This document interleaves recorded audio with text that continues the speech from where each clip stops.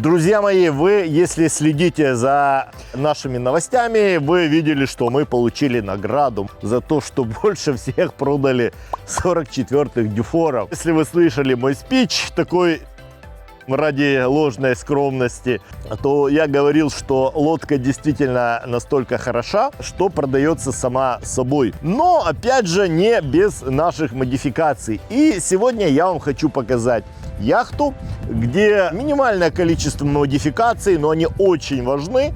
И, в принципе, вы можете себе рассмотреть, что вот из таких важных и необходимых вещей нужно дооборудовать на вашей яхте. Ну и так, чтобы это было важно, полезно, нужно, но и опять же не за все деньги мира. Друзья мои, с вами Саша Горан, вы на самом яхтенном канале Интерпарус. И поехали!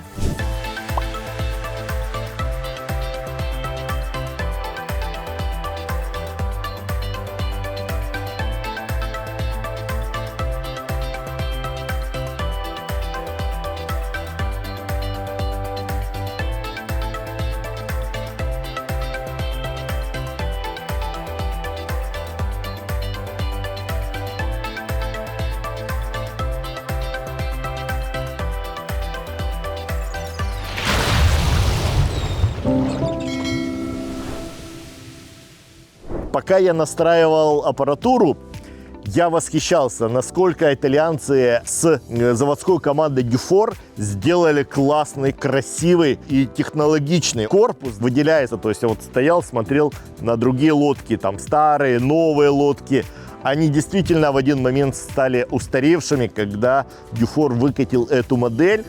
И на 44-й модели действительно можно реализовать все идеи, которые Умберто Ферричи заложил в свой дизайн, да, то есть сделать просторную и быструю лодку. Несколько уже лодок 44-х, 41-х ушло, да, прошли Бискай, зашли в Гибралтар. Все владельцы отмечают одно, как можно было сделать вот такую, скажем, лодку, которая быстро ходит и в то же время она объемная внутри, удобная и комфортная.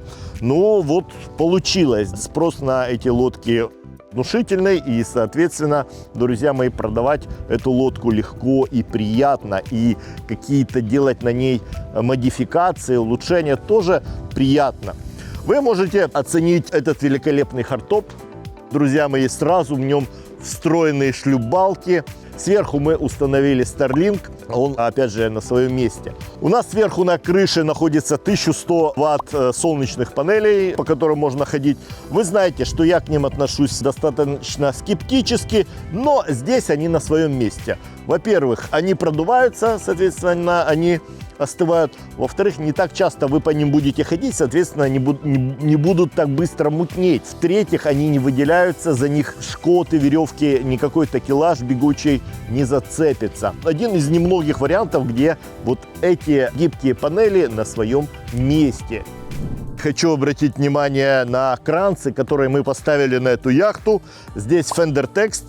Вы знаете, что большая проблема кранцы на однокорпусной яхте, да, и на катамаране прятать. Fender Text, они очень легкие, да, потому что супруга владельца, она такая тендитная девушка, вот, и, соответственно, поднимать их будет очень ей легко на швартовых операциях. Они очень прочные, по ним даже бульдозером можно ездить.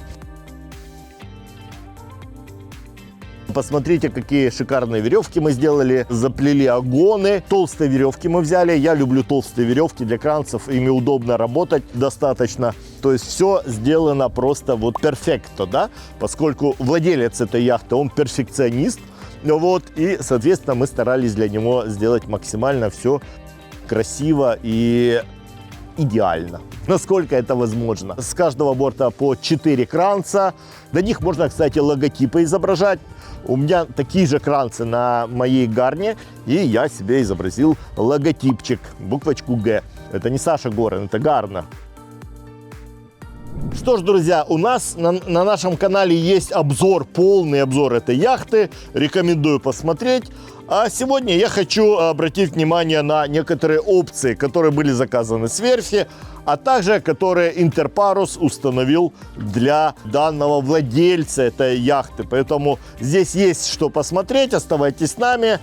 Лайки, подписочки. Ребятки, нам это очень не повредит. Мы установили, опять же, по просьбе владельца 8-местный офшорный плот, 24 часа плюс. Он действительно огромный. Здесь мы сделали крепежи для него, чтобы легко его можно было доставать. Кроме этого, здесь еще можно такой ножичек специальный, который обрезает стропы, разместить. И здесь он у нас как раз на своем месте. Многие начинают рассказывать, что он будет прикрыт платформой и так далее, так далее. Ребят, платформа откидывается очень легко в любом положении лодки. Ну, за это не стоит переживать. Он как раз находится на своем месте, и вам достаточно удобно им оперировать. Вот это место для плота просто супер. Вы скажете, а где же тузик, друг мой? Для тендера, ребята, верфь предусмотрела вот такие толковые шлюпбалки, такой кран-балку, я бы даже сказал. Она вот, ну, вообще очень легко оперируется. Вот я могу даже вам показать.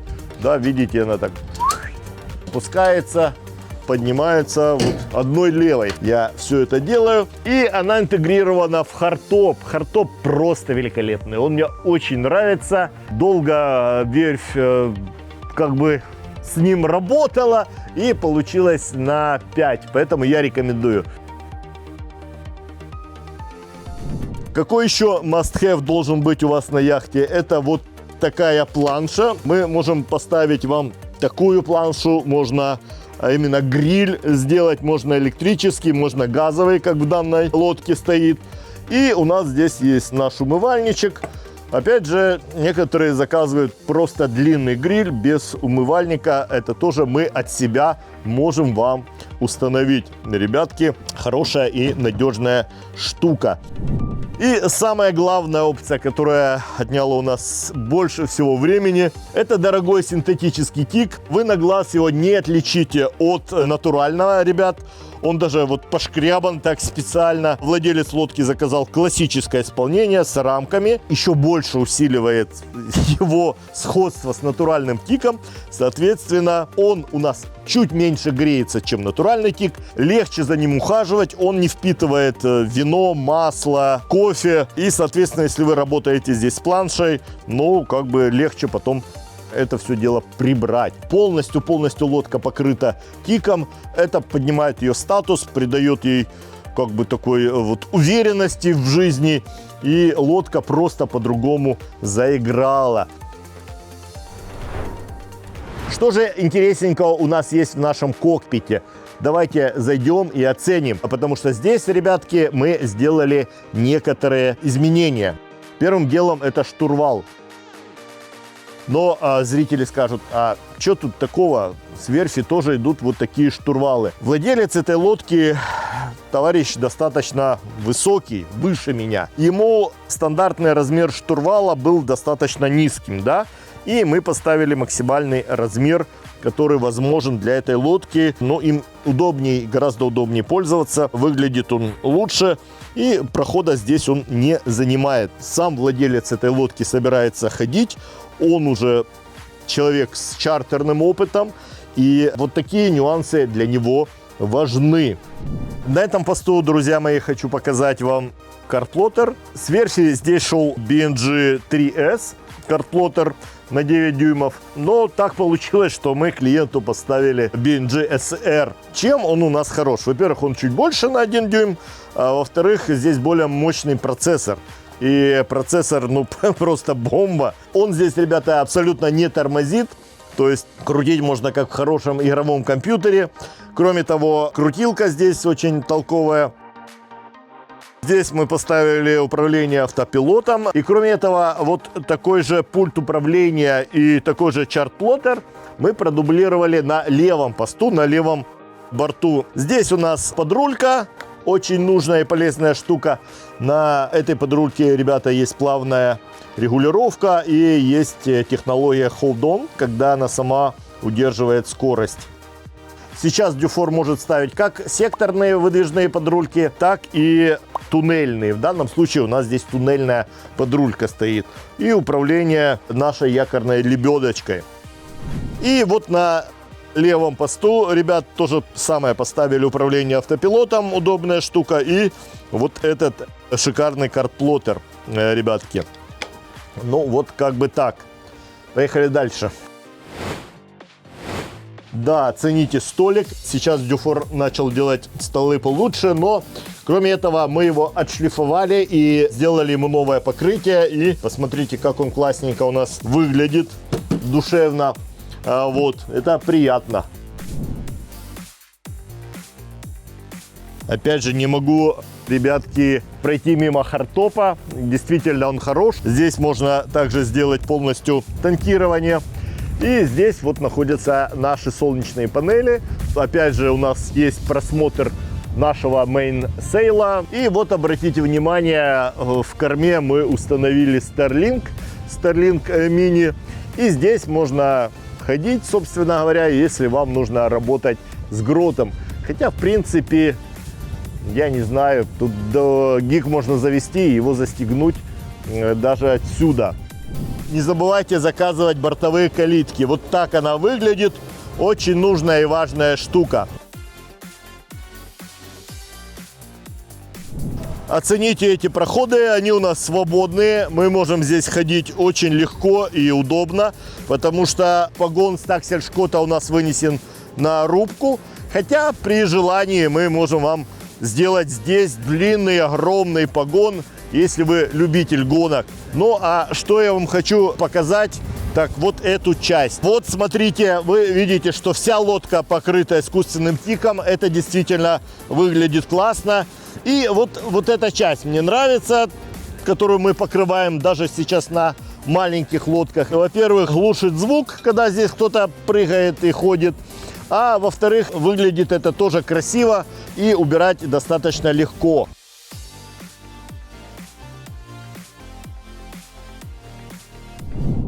И, друзья мои, венчает все это великолепие якорь ультрамарин нержавеющий и 90 метров отличной нержавеющей цепи. Она достаточно прочная и очень удобно и легко складывается. Я, кстати, свою цинковку на своей лодке тоже поменял на нержавейку, потому что у нас есть очень хорошее предложение сейчас по цепи. Красивой лодке красивый якорь.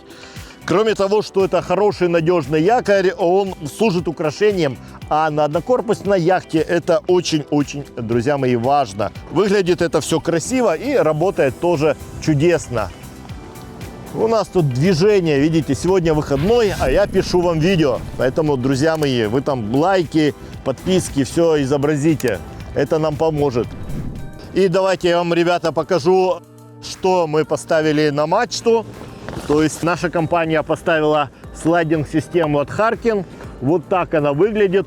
Очень нужная и полезная штука, которая очень быстро убирает наш грот. Она помогает подъему. То есть здесь стоят шарикоподшипники такого низкого трения. И то есть она очень быстро поднимает грот и просто его вот в секунду сбрасывать назад. То есть если вы не ставите скрутку в гиг, то очень рекомендую подобные системы.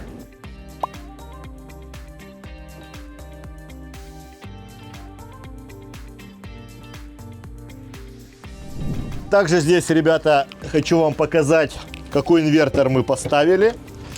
Мы поставили Victron Multi Plus 2 на 5 киловатт. То есть он вырабатывает из литиевых батарей у нас 5 киловатт чистой синусоиды до 220 вольт. Соответственно, ну, как бы дизель-генератор вроде бы как и не нужен. Вот так вот.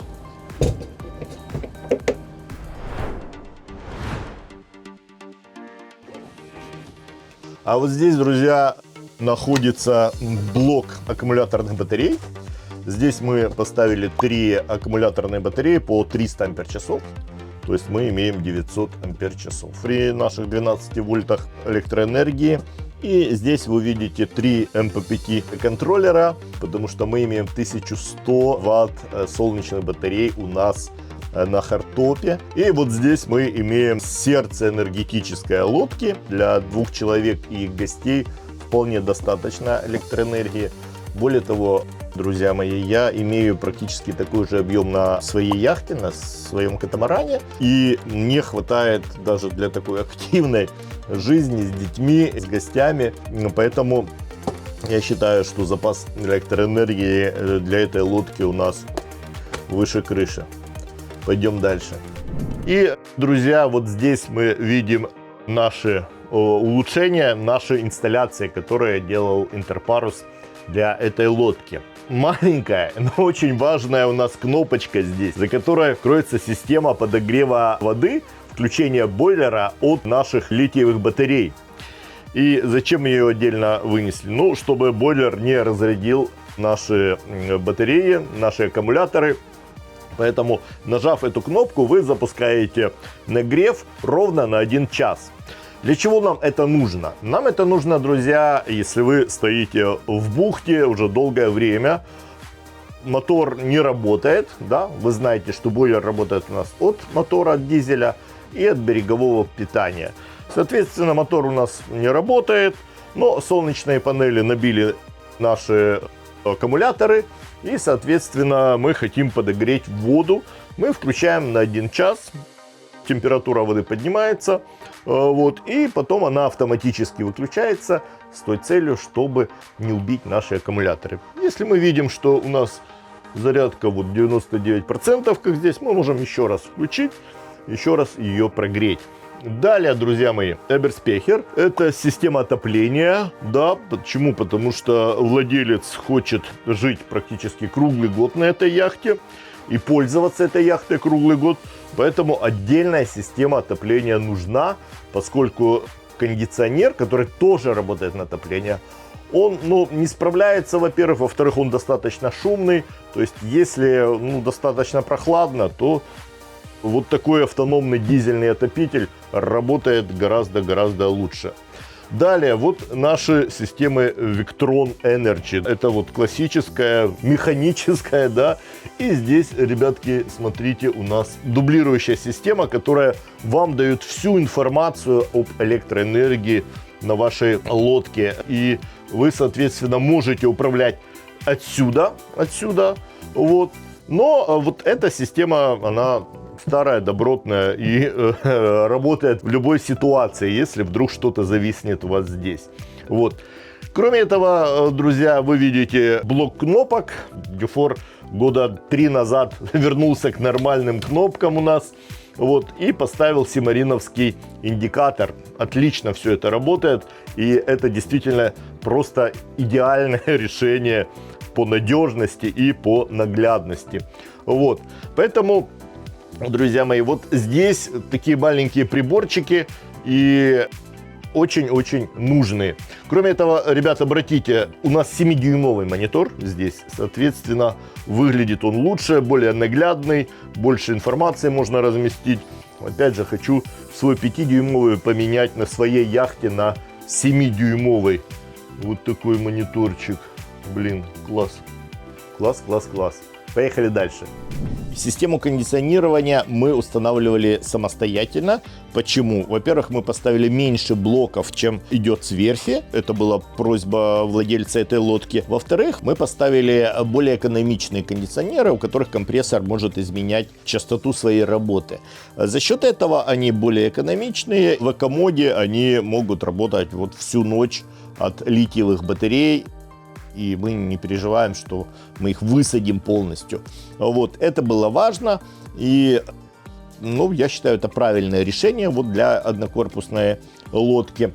И здесь у нас размещены блок управления системой кондиционирования. Они также могут работать в режиме обогрева. Но если уж совсем холодно, то тогда Эберспехер вступает в дело и нагоняет с большей силой тепло. Да, то есть он на отопление у нас работает еще более экономично. Он запитан у нас от 12 вольт и работает от дизеля. Соответственно, выдает свои 4 киловатта тепла на эту лодку, друзья мои.